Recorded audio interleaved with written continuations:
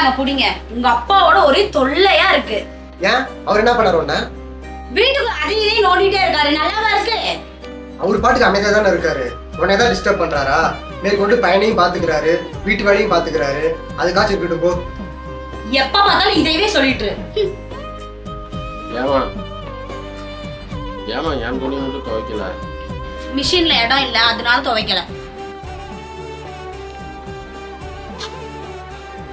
இன்னைக்கும் பழைய சோறாமா, பனிக்காலமா, உடம்புக்கு ஒத்து வராது.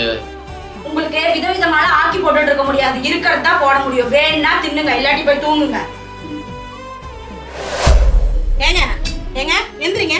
காலையிலே உங்களை மாத்திரை போட சொன்னேன் பாருங்க, ஜுரம் அதிகமாயிடுச்சு. எந்திரிங்க. சொன்னா கேட்டாதானே. பிடிங்க, மாத்திரை போடுங்க.